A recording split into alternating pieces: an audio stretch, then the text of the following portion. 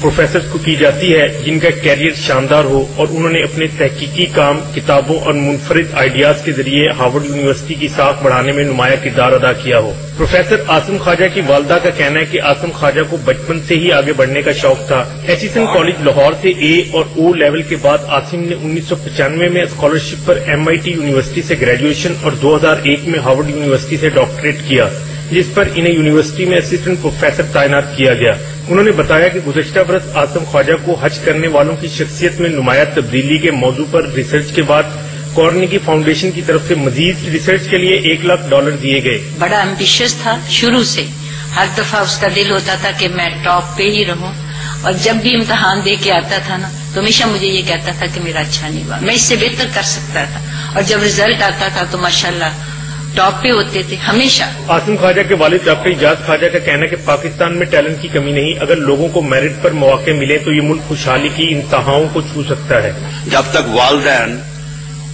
بچے کی تعلیم کے اندر پورے انہماک سے اور پوری تندہی سے ساتھ نہیں دیں گے تو بچے کی پوری نشو و نما نہیں ہو سکتی، اور میں اکثر کہا کرتا ہوں کہ جب فاؤنڈیشن آپ نہیں لے کریں گے تو اس کے اوپر آپ شاندار عمارت نہیں کھڑی کر سکتے۔ عاصم خواجہ کے والدین کا کہنا ہے کہ ان کے بیٹے کو کی جانے والی یہ پیشکش بیرون ملک کام کرنے والے پاکستانیوں کی اعلیٰ کارکردگی اور ان کی علمی صلاحیتوں کا اعتراف ہے۔ بین الاقوامی سطح پر معتبر سمجھے جانے والے امریکی تعلیمی ادارے کی یہ پیشکش پروفیسر عاصم خواجہ اور ان کے والدین کے لیے ہی نہیں بلکہ پوری قوم کے لیے فخر اور خوشی کا باعث ہے۔ کیمرہ مین وحید بٹ کے ساتھ معین احمد۔ اکیڈیمیا میں آئے نہ صرف میرے اور بھی کافی میرے کنٹمپریز ہیں جو اب ماشاءاللہ مختلف یونیورسٹیز میں ٹینیور ہو رہے ہیں اور اکیڈیمکس میں آ رہے ہیں، تو آئی تھنک خوشی مجھے اس بات کی ہے کہ ہم ایک ٹرینڈ پہ ایسے آ چکے ہیں کہ ہمارے ہاں بھی اب اکیڈیمک ورک یا اسکالرشپ یا ریسرچ کی اہمیت اجاگر ہو رہی ہے ایک بار پھر۔ پروفیسر صاحب، کیا ذمہ داریاں ہوں گی اب آپ کی اس نئی پوزیشن پر، اور کیا آپ کے پاس کچھ پاکستانی اسٹوڈنٹس بھی وہاں پر موجود ہیں اس یونیورسٹی میں؟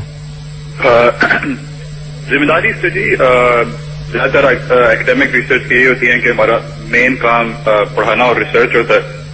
اور ایک طرح سے جب آپ ٹینیور ہو جاتے ہیں آپ کی رسپانسبلٹی تھوڑے آپ کی انسٹیٹیوشنل رسپانسبلٹی زیادہ آ جاتی ہیں، مطلب کہ آپ کی انگیجمنٹ وتھ ایکچوئل پالیسی۔ میں کینیڈی اسکول میں ہوں تو ہمارا کام ہی پبلک پالیسی کو مطالعہ کرنا ہے، تو اس سینس میں وہ انشاءاللہ میری ایکسپیکٹیشنز یہی ہیں کہ وہ کام بھی بڑھے گا میرا۔ امید ہے کہ پاکستان سے میری کافی ساری میری ریسرچ پاکستان پہ ہی ہے، تو امید ہے کہ آئندہ سالوں میں اور اس پہ کام کر سکوں گا اور انگیجمنٹ میری پالیسی میکرز سے پاکستان میں بڑھ سکے گی۔ جو آپ نے دوسرا سوال پوچھا کہ پاکستانی اسٹوڈنٹس کس طرح، ماشاءاللہ پاکستانی اسٹوڈنٹس تو بہت آتے ہیں، بلکہ ایک طرح سے ایک کہتے ہیں سیڈ ٹیسٹمنٹ یہ ہے کہ پاکستانی اسٹوڈنٹس ماشاءاللہ ہمارے بہت آتے ہیں اچھی اچھی یونیورسٹیز میں، ہماری ہسٹری کی ریسرچ کی لیگیسی کی، پر اس کے باوجود جو فی الحال سچویشن ہے کہ اکیڈیمکس میں یا ریسرچ میں پاکستان میں اتنی پریزنس نہیں ہے، بڑھ رہی ہے پر جتنی ہونی چاہیے۔ اگر آپ ہمارے باقی ممالک سارے ممالک سے کمپیریزن کریں، ہماری اتنی پریزنس نہیں ہے ابھی، نہ پاکستان میں اور نہ انٹرنیشنل میں۔ سو انشاءاللہ امید ہے کہ اسٹوڈنٹس آئیں گے، ان کو شوق ہوئے گا اور ریسرچ کرنے کا